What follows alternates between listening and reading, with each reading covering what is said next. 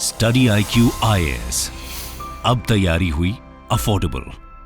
नमस्कार दोस्तों पाकिस्तान में इस समय पूरा उथल पुथल का माहौल हो रखा है। ये आप देख सकते हो, chaos grips Pakistan as multiple protests erupt across Pakistan over allegation of poll rigging। तो हम सबको पता ही है, पिछले 2 दिन से मैं वीडियो भी बना रहा हूं कि पाकिस्तान में जो चुनाव हुआ था इसको लेकर किसी को भी डिसाइसिव मैंडेट नहीं मिला। लेकिन इससे बड़ी बात है कि लोगों ने अपना जो फेथ रखा था इमरान खान के ऊपर, वो शायद सरकार नहीं बना पाएंगे और इसीलिए आज पूरे पाकिस्तान के अंदर काफी ज्यादा प्रोटेस्ट देखने को मिल रहा है। तो क्वेश्चन अब यहां पर यह आता है कि आर्मी का अगला कदम क्या होगा, क्या होने वाला आगे। इनफैक्ट कल आर्मी की तरफ से एक पूरा स्टेटमेंट जारी किया गया था, वो भी मैं आपको बताऊंगा। चलिए इसके बारे में डिटेल से समझते हैं। लेकिन उससे पहले ध्यान रखिएगा, आप में से जो भी लोग यूपीएससी की प्रिपरेशन कर रहे हैं, हमारा फाउंडेशन बैच ले सकते हैं। ये एक ऐसा बैच है जिसके अंदर कंप्लीट प्रिपरेशन मिलती है, प्रीलिम्स, मेंस, इंटरव्यू, सब कुछ आपको एक सिंगल बैच में कराया जाता है।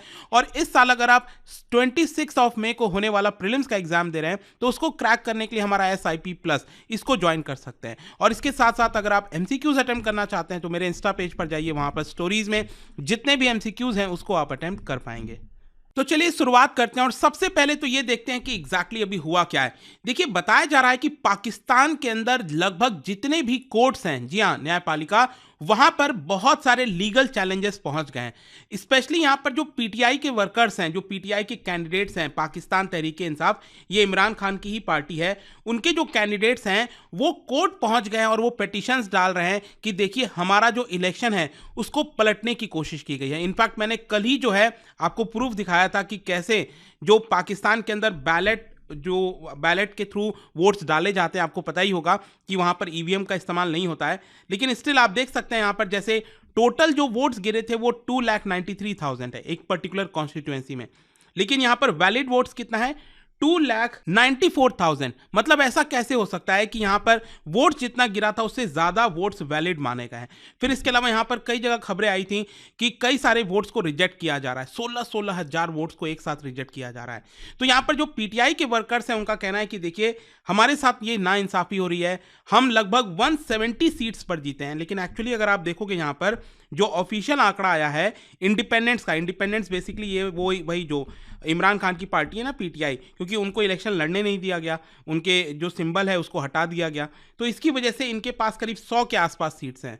लेकिन ध्यान रखिएगा, ये बेसिकली इंडिपेंडेंट है, ये किसी पर्टिकुलर पॉलिटिकल पार्टी को रिप्रेजेंट नहीं करते हैं।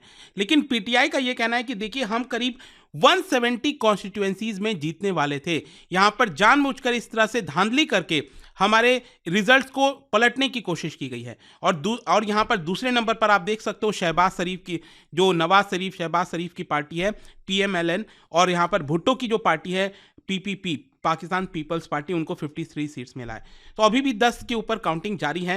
लेकिन अल्टीमेटली मैं आपसे ये कहना चाह रहा हूं कि जो लीडर्स हैं PTI के, वो इस समय कोर्ट के अंदर हैं और उनका साफ साफ कहना है कि यहां पर सुप्रीम कोर्ट को एक्शन लेना चाहिए। इनफैक्ट अगर आप देखोगे, क्योंकि इमरान खान इस समय जेल में है, तो PTI जो पार्टी है उनके जो चेयरमैन बनाए गए हैं इस समय वो है आपका गौहर अली खान।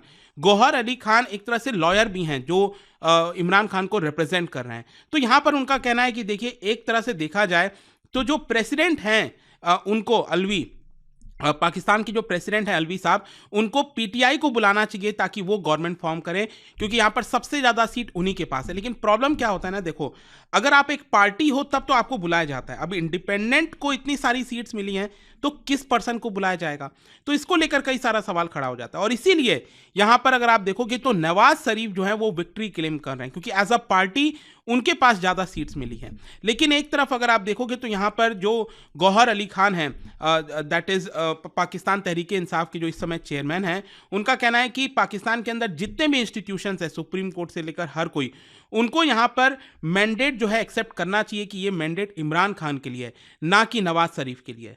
और साथ ही साथ उन्होंने एक और बड़ी बात कह दी थी कि अगर यहां पर कंप्लीट रिजल्ट डिक्लेयर नहीं किया जाता बाय सैटरडे नाइट, जो कि ऑलरेडी हो गया है, तो वो संडे से पूरे देश भर में अलग अलग गवर्नमेंट ऑफिसेस के सामने प्रोटेस्ट करेंगे। उनके जो वर्कर्स हैं, उनके जो सपोर्टर्स हैं, उनको आह्वान किया गया। इनफैक्ट खुद इमरान खान जो आर्टिफिशियल इंटेलिजेंस की मदद से वीडियो रिलीज कर रहे हैं, जेल से ही वो वीडियो रिलीज कर रहे हैं और वहां पर भी गुहार कर रहे हैं सभी लोगों को पाकिस्तान में कि देखिए आप बाहर आइए, अदरवाइज यहाँ पर जो है एक तरह से जो मैंडेट है वो लोगों का छीन लिया जाएगा। और इनफैक्ट आप देख सकते हो यहाँ पर बार बार उनके द्वारा यही बोला जा रहा है कि हमने एक्चुअली 170 सीट्स पर जीत हासिल की है, क्योंकि यहाँ पर अगर आपको मेजॉरिटी चाहिए तो 265 सीट्स पर चुनाव लड़ा गया था, तो इसमें से 133 सीट्स पर आपको मेजॉरिटी चाहिए होती है। लेकिन यहाँ पर किसी को भी ऐसा मेजॉरिटी ऑफिशियली देखने को नहीं मिला है, लेकिन कहना है कि यहाँ पर धांधली करके हमें हराने की कोशिश की गई है। लेकिन अब क्वेश्चन यहाँ पर ये एक और आता है आपके दिमाग में कि देखिए जब आर्मी ने इतना कोशिश किया, जी हाँ, आर्मी ने बहुत कोशिश किया कि इमरान खान की पार्टी के कैंडिडेट्स को नहीं जीतने दिया जाए, तो ऐसा क्या हुआ उसके बावजूद भी इमरान खान के पार्टी के जो कैंडिडेट्स हैं वो इतनी बड़ी संख्या में जीत कर आए हैं। और ये बहुत ज़्यादा शॉकिंग लगा है पूरे सभी लोगों को, क्योंकि आपको समझना है कि उनकी पार्टी का जो सिंबल था बैट, बल्ला, वो तक नहीं दिया गया, वो उनसे छीन लिया गया था और सभी जो कैंडिडेट्स थे वो इंडिपेंडेंट के तौर पर लड़ रहे थे। इसका सबसे बड़ा कारण मैं आपको बता दूं, पाकिस्तान की हालत। पाकिस्तान के अंदर अगर आप देखोगे तो करीब 25 करोड़ की आबादी है, जिसमें से आधे वोटर्स हैं, करीब 12.5 के आसपास, करीब 12-13 करोड़ लोग वोटर्स हैं। तो उनके मन में हमेशा से ये था कि अभी तक जो भी कुछ होता है पाकिस्तान में वो उनके लिए हेल्पफुल नहीं है। जो ट्रेडिशनल पार्टीज़ है ना, नवाज शरीफ वाली पार्टी और जो भुट्टो वाली पार्टी, वो तो हमेशा से सत्ता में रही है। वैसे सत्ता में तो अगर एक्चुअली में अगर आप देखोगे पाकिस्तान में तो मिलिट्री रही है, आधे से ज़्यादा टाइम तक मिलिट्री का शासन रहा है। लेकिन जो भी दो पॉलिटिकल पार्टीज हैं वही हमेशा से कभी उनके प्राइम मिनिस्टर बनते थे, कभी इस पार्टी के प्राइम मिनिस्टर बनते थे।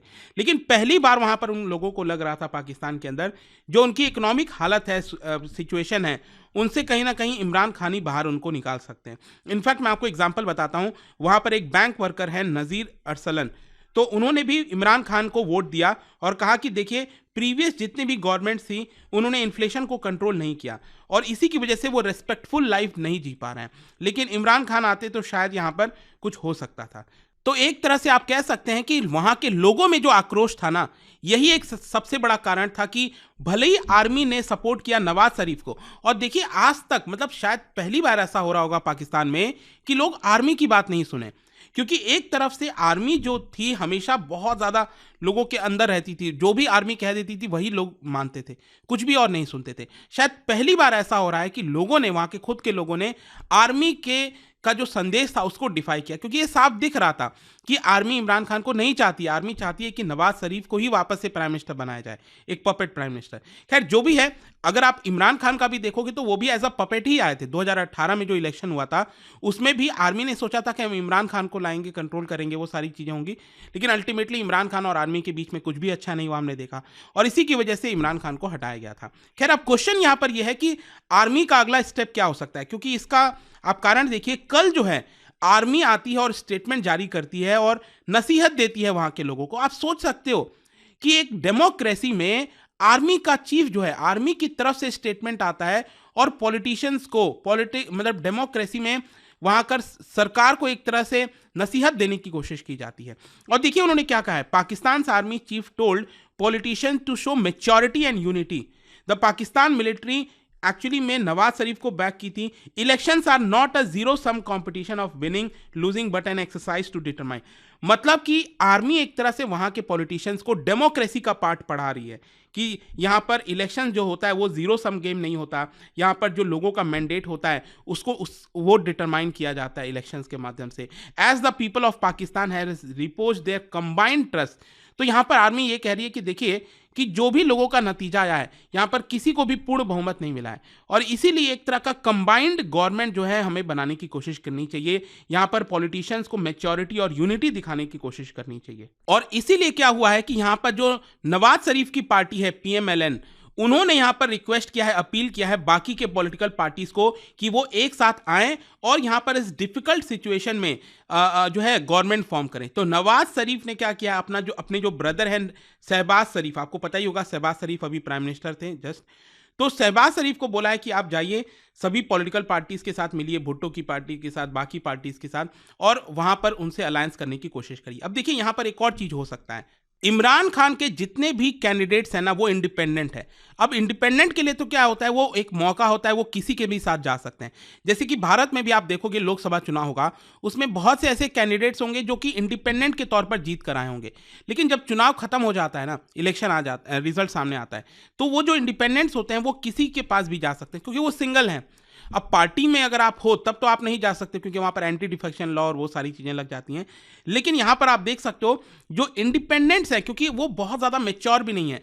क्योंकि क्या हुआ था कि इमरान खान के ऊपर जब क्रैकडाउन किया गया था आर्मी के द्वारा, उनको जेल में डाला गया था, तो उनके जितने भी सीनियर पॉलिटिशियंस थे ना उनके पार्टी के, पीटीआई के, तो वो सभी ने पार्टी छोड़ दिया था। उनको डर था कि आर्मी उनको भी जेल में डाल देगी, वो डर से वो भाग गए एक तरह से। तो एक तरह से बहुत ही आप कह सकते हैं कि अभी नए नए कैंडिडेट्स हैं जो जीत कर सामने आए हैं, तो हो सकता है कि अब हॉर्स ट्रेडिंग होगा और वो यहाँ पर नवाज शरीफ और किसी न किसी पार्टी में जाकर मिल जाएंगे। लेकिन यहाँ पर एक चीज आपको याद रखना है, वो ये है कि भले ही यहाँ पर नवाज शरीफ प्राइम मिनिस्टर बने या फिर भुट्टो की पार्टी का कोई भी प्राइम मिनिस्टर बने, कोई भी प्राइम मिनिस्टर बनेगा, ये एक तरह से वहां के लोगों का जो मैंडेट है ना उसके साथ धोखा होने वाला है, इसमें कोई डाउट नहीं होना चाहिए। क्योंकि लोगों का मैंडेट इमरान खान के साथ गया और ये सब लोग जानते हैं, वहां के मीडिया से लेकर हर किसी से अगर आप पूछोगे तो ये साफ है कि यहां पर लोगों का मैंडेट इमरान खान के ऊपर गया था, ना कि किसी और पॉलिटिकल पार्टी के ऊपर। तो लोगों में एक अविश्वास जो है ना वो लगातार बना रहेगा चाहे कोई भी गवर्नमेंट वहां पर आए। और एक तरह से आप कह सकते हैं कि यहां से एक शुरुआत हो चुकी है वहां के आर्मी के पतन की, क्योंकि लोगों का जो आर्मी के ऊपर जो अभी तक कहते हैं ना शील्ड एक होता था, टेफ्लॉन कोटिंग जैसा होता था कि भले ही कुछ हो जाए आर्मी के ऊपर लोग सवाल नहीं उठाते थे, लेकिन अब ये धीरे धीरे चीजें चेंज होने लग गई हैं। खैर जो भी है, जो भी प्राइम मिनिस्टर बनने वाला है, कंक्लूजन यही निकलता है उसके लिए बहुत मुश्किल होने वाला है। यहाँ पर इन्फ्लेशन 28-30% तक पहुंच गया है। वहां पर जो आईएमएफ से बेल चाहिए वो अभी कैसे निकलेगा, क्योंकि आईएमएफ से जो बेल आउट पैकेज है वो आपका मार्च तक ही शामिल किया गया है, क्योंकि आईएमएफ भी देखेगी ना कि वहां पर पॉलिटिकल स्टेबिलिटी नहीं है, तो हो सकता है कि आईएमएफ भी यहाँ पर जो बेल आउट पैकेज है बाकी का वो शायद रिलीज ना करें। वो उसी कंडीशन पे होता कि यहाँ पर एक मजबूत सरकार बनती, लेकिन वो भी होता नहीं दिख रहा है। फिर बाकी जो टेररिज्म फैल रहा है पाकिस्तान में, आए दिन धमाके होते रहते हैं, तो वो कैसे होगा ये सब कुछ राम भरोसे अब देखना होगा क्या होती हैं चीज़ें। आपका क्या सोचना है इसको लेकर मुझे कमेंट्स में जरूर बताइएगा। और जाने से पहले एक इंटरेस्टिंग क्वेश्चन, क्या बता सकते हो कि भारत के संविधान में जो कॉन्सेप्ट है ना फेडरल सिस्टम का, ये कौन से देश से लिया गया था? आपको बताना। इसका राइट आंसर आप सबको पता है, मेरे इंस्टाग्राम पर तो मिलेगा ही, वहां पर अगर आप नहीं हो कोई बात नहीं, टेलीग्राम से ले सकते हैं इसका सही उत्तर। मैं कई सारे जो एमसीक्यूज हैं वो यहाँ पर स्टोरीज में डालता रहता हूँ। अगर आपको पीडीएफ चाहिए तो टेलीग्राम पर आइए, अलग अलग सोशल मीडिया पर आप जुड़ पाओगे। और जैसा मैंने आपको बताया, अगर आप यूपीएससी की तैयारी कर रहे हैं, कोई भी बैच चाहते हैं, you can just use this code Ankit live, ताकि आपको मैक्सिमम डिस्काउंट मिल जाए। आई होप कि वीडियो आपको पसंद आया होगा। मिलता हूँ next time. Till then thank you very much, see you soon. Study IQ IAS, अब तैयारी हुई अफोर्डेबल।